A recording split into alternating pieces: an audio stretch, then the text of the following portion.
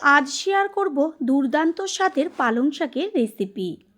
খাবার পাতে যদি এরকম শাক পাওয়া যায় আর কিন্তু অন্য কিছুই লাগবে না, এটা আমি গ্যারান্টি দিয়ে বলতে পারি। নমস্কার বন্ধুরা, শ্বশুর বোমা রান্নাঘর অ্যান্ড ব্লগ চ্যানেলে সকলকে স্বাগত। তাহলে চটজলদি দেখে নেওয়া যাক রেসিপিটি কিভাবে তৈরি করব। প্রথমেই এইখানে একদম যে কচি পালংটা, সেই পালংয়ের এক আটি নিয়েছি। এরপর যে পেছনের গোড়ার দিকটা, এটাকে একটা ছুরির সাহায্যে কেটে বাদ দিয়ে ভালো করে জল দিয়ে ধুয়ে নিয়ে ফিরে আসছি। পালং শাকে যে গোড়াটা কেটে রেখেছিলাম, এবার জল দিয়ে তো ভালো করে ধুয়ে নিয়ে এসেছি। এরপরে একদম ছোট ছোট টুকরো করে নেব। যে কোনো শাকই মানে গোটা অবস্থায় গোড়াটা ফেলে দিয়ে তারপর জল দিয়ে ধুয়ে এরপরে ছোট ছোট করে কেটে নিতে হয়। এতে কি হয়, শাকের মধ্যে থাকা গুণাগুণগুলো জলের সাথে বেরিয়ে যায় না। সমস্ত পালং শাকগুলো কেটে নেওয়া হয়ে গেছে। আর পালং শাক ছোট হোক আর বড় হোক, কাটা কড়াইতে দিলেই একদম মজে যায়। এরপর একটা মিক্সিং জার নিয়েছি আর তার মধ্যে দিয়ে দিচ্ছি পেঁয়াজ।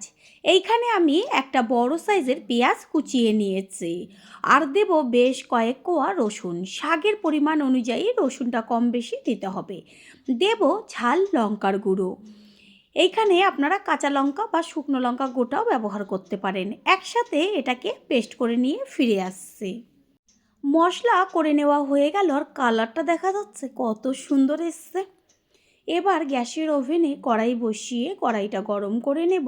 আর কড়াই গরম হলে এর মধ্যে দিয়ে দেব সর্ষের তেল। তেল গরম হয়ে গেলে এতে দিয়ে দেব 2-3টে গোটা শুকনো লঙ্কা। তারপর গ্যাসের ফ্লেম লোতে করে দেব ছোটো চামচের 1 চা চামচ সাদা জিরে, 1 চা চামচ সর্ষে। ফোড়নটাকে ভালো করে ভেজে নেব। এর মধ্যে দেব ছোটো চামচের 1 চা চামচ হলুদের গুঁড়ো। এই সময় গ্যাসের ফ্লেম একদম লোতে রাখতে হবে। তারপরেই দিয়ে দেব কারি পাতা গোটা। কারি পাতাটা একদম স্কিপ করবেন না। একদিনের জন্য হলেও এইভাবেই রান্নাটা করে খেয়ে তারপর এসে কমেন্ট করে জানিয়ে যাবেন। তারপরে দেব আরও 7-8 কোয়া গোটা রসুন। এবার কারি পাতা রসুন ফোড়নের সাথে খুব ভালো করে লাল লাল করে ভেজে নিতে হবে। এই সময়ে এত সুন্দর তেলের থেকে গন্ধ বেরোয়, চারদিক একদম ম করে। রসুন ভালো করে ভেজে নেওয়া হয়ে গেছে। দেব এবার যে মশলাটা পেস্ট করে রেখেছিলাম, সেই মশলাটা দিয়ে দেব। মশলাটা দেওয়ার সাথে সাথেই খুন্তি দিয়ে তেলের সাথে ভালো করে নেড়েচেড়ে মিশিয়ে নিতে হবে।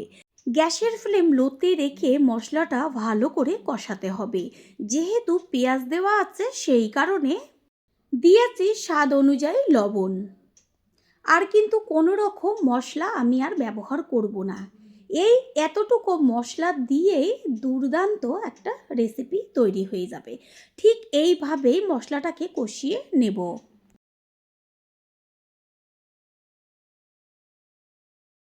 মশলার মধ্যে থাকা জলটা সম্পূর্ণ টেনে গেছে। খুব সুন্দর একটা ভাজা গন্ধ বেরোচ্ছে আর তেলও ছাড়ছে। এই পর্যায়েই এর মধ্যে দিয়ে দেব যে কেটে রেখেছিলাম পালং শাক, সেই শাক। পুরনো বন্ধুদের সবসময় আমাদের পাশে এইভাবে ভালোবেসে সাপোর্ট করার জন্য অনেক অনেক ভালোবাসা। মশলার সাথে পালং শাকটা ভালো করে নেড়েচেড়ে মিশিয়ে নেব। এই পর্যায়ে একটু গ্যাসের ফ্লেম হাই করে তারপরে লো ফ্লেমে রেখে শাকটা হতে দিতে হবে। শাক দেওয়ার পরে জল ছাড়তে শুরু করবে আর সেই জলেই শাকটা মজে যাবে। একটা ঢাকনা চাপা দিয়ে দেব। কিছুক্ষণ বাদে ফিরে এসে কড়াইয়ের ঢাকনাটা সরিয়ে দিয়ে শাকটা খুন্তি দিয়ে ওপর নিচ করে নেড়েচেড়ে দেব। প্রথমে কতটা পরিমাণ শাক দিয়েছিলাম আর শাকটা যেহেতু মজে গেছে, একদম অল্প হয়ে গেছে। কত সুন্দর কালার এসছে। আর যে জলটা আছে সেটা গ্যাসের ফ্লেম হাই করে দিয়ে টানিয়ে নেব। প্রথমবার যারা আমাদের চ্যানেল ভিজিট করছেন, তাদের আন্তরিক শুভেচ্ছা ও অনেক ভালোবাসা। আমাদের রেসিপিগুলো যদি ভালো লেগে থাকে, সাবস্ক্রাইব করে দেওয়ার অনুরোধ রইল। ও পাশে থাকা বেল আইকনে ক্লিক করলে পরবর্তী ভিডিওগুলো সবার আগে আপনাদের কাছে পৌঁছে যাবে। জল যখন টেনে যাবে তখন বারে বারে খুন্তি দিয়ে একটু ওপর নিচ করে চারদিকটা কাচিয়ে দিতে হবে। সমস্ত কিছুর ব্যালেন্সটা ঠিক রাখার জন্য দিয়ে দেবো ছোটো চামচের 1/2 চা চামচ পরিমাণ চিনি। চিনিটাকেও মিশিয়ে নেব। চিনি দেওয়ার পর বেশিক্ষণ আর রান্না করে নেওয়ার দরকার নেই। চারদিকটা ভালো করে খুন্তি দিয়ে কাচিয়ে দিয়ে তারপর গ্যাস অফ করে দেব। যেমন কালার তেমন টেস্ট। এবার একটা পাত্রে তুলে নেব। তৈরি হয়ে গেল আজকের recipe.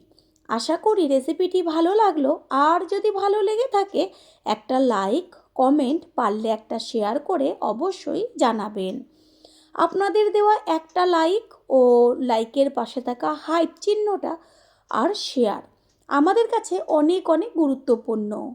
All friend, thanks for watching my video. আপনারা সকলে ভালো থাকবেন, সুস্থ থাকবেন। আবারও দেখা হবে অন্য কোনো রেসিপির এপিসোডে।